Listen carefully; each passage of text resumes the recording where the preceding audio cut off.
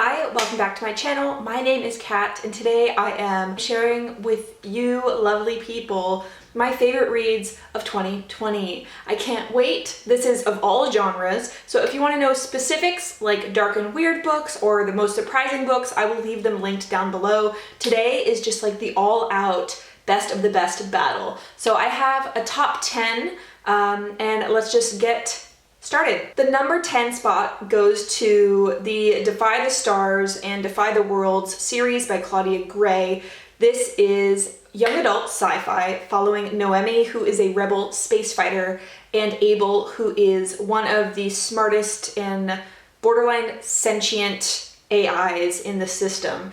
So when they meet, they are mortal enemies, but they find out that they have to team up to get both of their mission objectives accomplished, and this is some of the best human AI like friendship to love relationship ever. If that's not your thing, no worries. That is a very specific sub niche that I absolutely freaking love. I can't wait to read the third one. So if you like YA sci-fi, I highly recommend this. And yeah, let's move right along. Number 9 is Troll, a Love Story by Johanna Sinisalo, who is a Finnish new weird writer.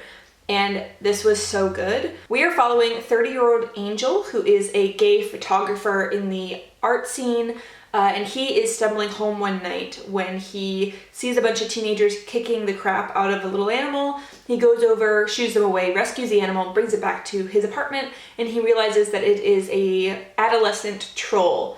So from there, the story is split into two kind of narratives. One is Angel's perspective, where he is trying to take care of the troll, find out more about it, and also try to see what he can do to return it to its natural habitat.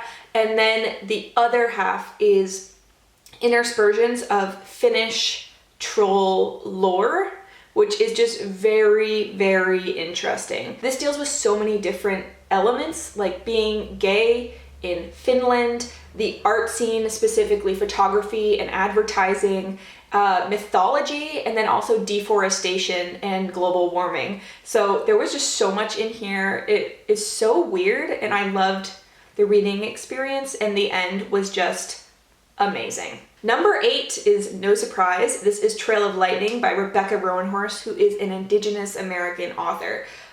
This follows Magdalena, Mags for short, who is a monster hunter in Dineta, which is a native reservation that was not flooded when the seas rose. And in this world, monsters and legends and lore from the Dineta all exist, and some people can see them, some people can't.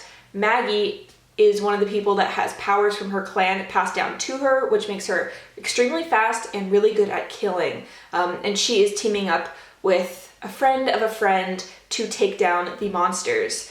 I listened to this on audiobook, which is how I recommend consuming it, because the pronunciations, I think, were the only way that I would know how to pronounce things correctly, because if I was reading it, there's no way that would have happened. But this is the best audiobook that I read all year and ever, and I really want to read the second one by Rebecca Roanhorse, which is called, I think, Storm of Locusts, next year. Number 7 on my list goes to From Blood and Ash and Kingdom of Flesh and Fire, number 1 and number 2 in a series by Jennifer L. Armentrout.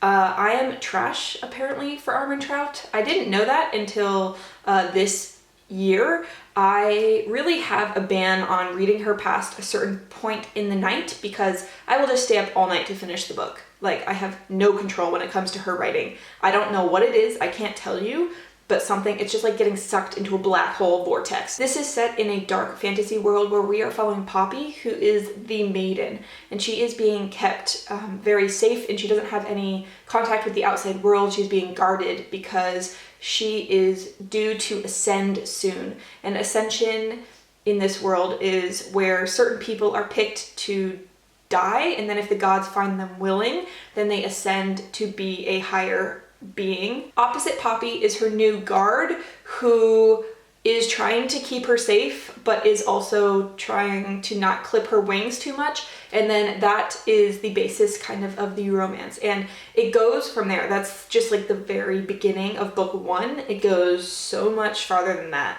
But this is quite a dark fantasy, and I just was sucked into it completely. I do believe that From Blood and Ash won either romance or fantasy this year for the Goodreads Choice Awards, and I definitely voted for it because I am trash for this series. I also read another Armentrout series, but this one is by far my favorite, and I cannot wait. The third book is coming out next year, and I'm ready. My number 6 pick is Tender is the Flesh by Agustina Bazterrica. This one was also my number 1 pick for my dark and weird books of 2020. This is very interesting dystopian horror from Argentina.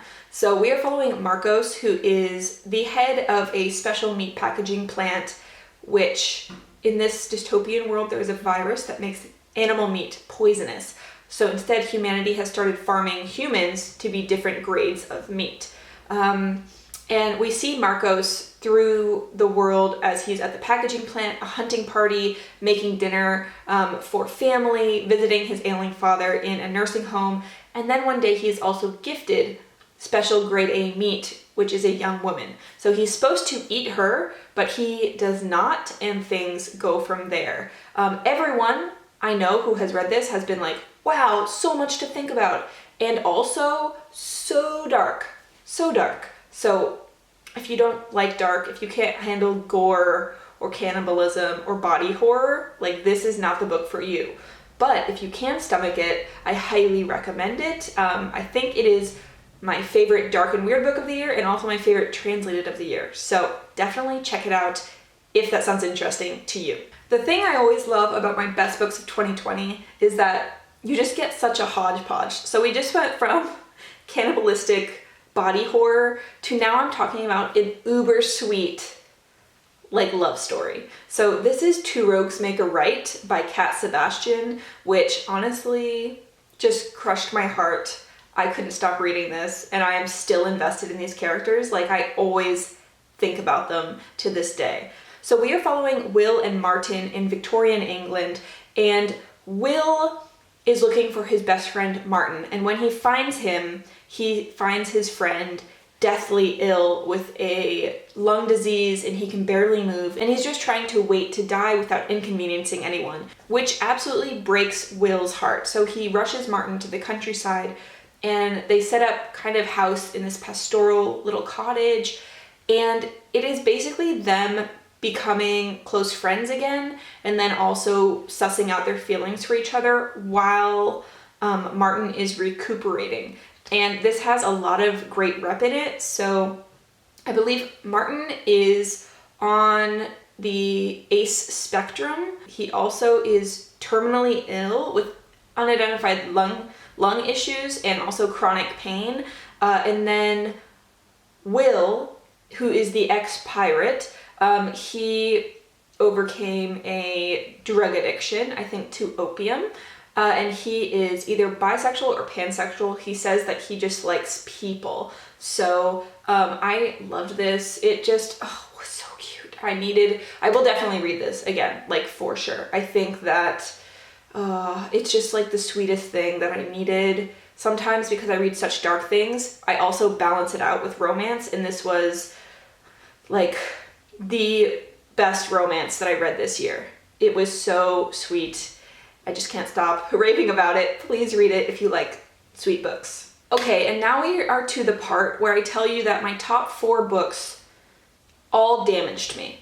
So that is why they are the top 4, is that all of them made me cry hard. Like, if a book can make me sob, it's gonna be on the list. So these are the 4 that just like really got deep into my heart and like were driving around in there because they had complete control. So the first one, which is number 4, Monday's Not Coming by Tiffany D. Jackson. This one completely destroyed me. I sobbed so hard.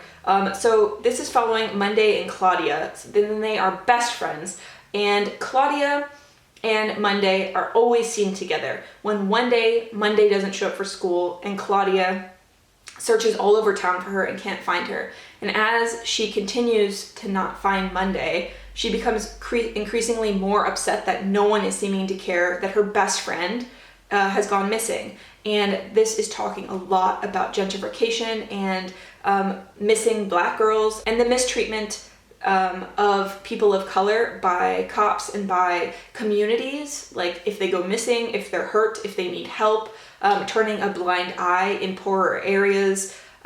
This book devastated me. And I don't know what else to say other than that the ending just, like, my top 4 that I'm talking about now, the endings I think were all done so well. I was shocked, I was hurt, and I highly recommend it if you need to cry and if those sound like really great things that you want to talk about and discuss. Tiffany D. Jackson's writing style is amazing. I have grown on my list for next year and I cannot wait to get to it.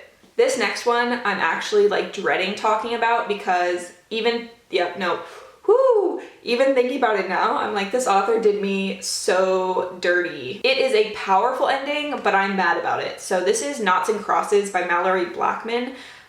This is an alternative world where Africa civilized the rest of the world. So basically, Black people are on the top of the hierarchy and white people are on the bottom. And we are following Sefi, who is a cross. So she is a member of the dark-skinned ruling class, and Callum, who is a colorless member of the white underclass, who were once slaves to the crosses.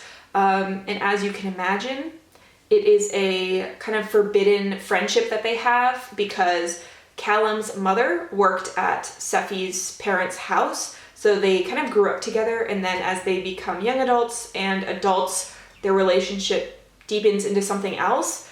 But like, before I got to the end of the book, it was going to be about a 4. And then the ending just came out of, like, it just hurt me so bad, and I wasn't expecting it. Like, I didn't realize that I cared so much for the characters, but then when the ending happened, I was incoherent and I was just like raving to my husband, like, how could she do that to me? How could she write it that way?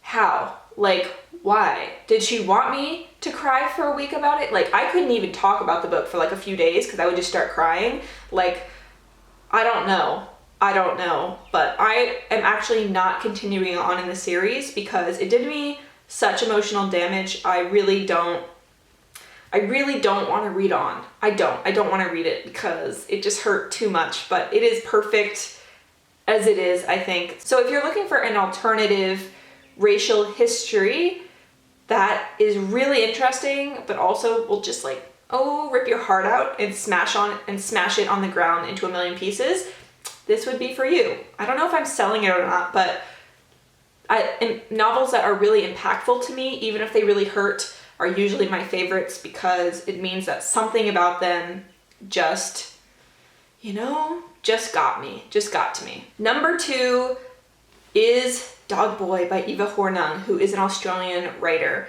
So this is following a young boy in Russia, and it's winter, and his family has just abandoned him, and he is only 3 years old. So he toddles outside, he's starving, he's cold, and he sees a mama dog slip through a gap in a chain link fence, and he follows the dog to its den, and luckily the mother dog takes him in as one of her own pack, and he survives the winter cuddling up in their heat and suckling from the mama dog, and then it goes from there. And as the little boy grows up through the seasons with the dog pack, he is finding out where he goes in the hierarchy and also helping the dogs get food and shelter that humans can only provide. The problem is that people start reporting that there is a boy running with the feral pack of dogs, and the police want him and scientists want to study him. And the ending of this, heartbreaking, just devastation. And it is so in my mind, like, just, it's like I read it yesterday and I just remember being like, we don't deserve dogs. What good boys they are. Even though they're more like feral dogs and wolf dogs, but you get what I mean. Like, for the young boy who becomes a young man who's with these dogs that are his family, I just oh, I wanted to protect them all so much. And oh yeah, I highly recommend this. It was so good. It was my best thrift find of the year. I couldn't believe it, and I highly recommend it. And my favorite book of 2020 was Cemetery Boys by Aiden Thomas. This book did me a damage, but it also made my heart light and fluffy and full of goodness. So we are following a trans boy named Yadriel who wants to prove that he is a brujo, basically a male witch who can summon ghosts and spirits and then help them cross over using a magic dagger. However, his family doesn't accept that and they don't want him to do the ceremony. He decides to go ahead with it anyway because his best friend forged him a dagger and he knows that he is meant to be a brujo. Only the ghost that he summons is not his recently killed cousin, but the recently killed school bad boy named Julian Diaz. And Julian Diaz is a complete force of his own. He cannot sit still. He's constantly causing problems for Yadriel. But above all, they kind of have the same goal, which is to find out what happened to both Yadriel and his cousin, because they think that whoever killed one also killed the other. So they are in a race against time to find out what happened, who killed them, and also prepare for Dias de Muertes, where all of the ghosts of the families will gather again in a few days to celebrate in their community. This was an absolutely stunning book. Stunning. And part of it that I loved so much was the relationship between the two main characters. Yadriel is just this cinnamon roll of a sweet, sweet boy who wants to be accepted and loved.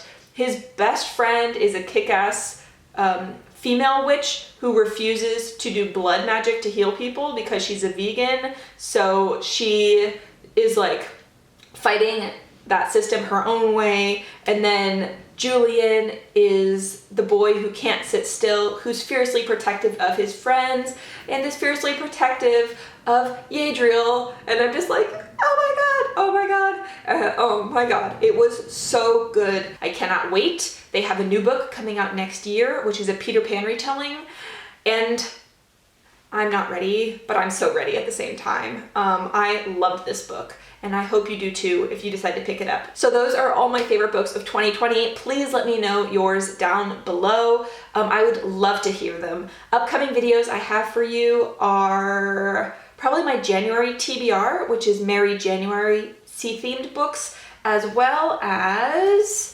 diverse booktube readathons. So I went through and I researched all the diverse readathons that happen throughout the year. So hopefully we can all join more diverse reading groups, reading buddy things, month things, annual things, reading sprints, all that goodness. So without further ado, I'm going to say bye for now. Thank you so much for watching this video. I had such a great reading year. I hope you did too. And I will talk to you in another video soon. Bye!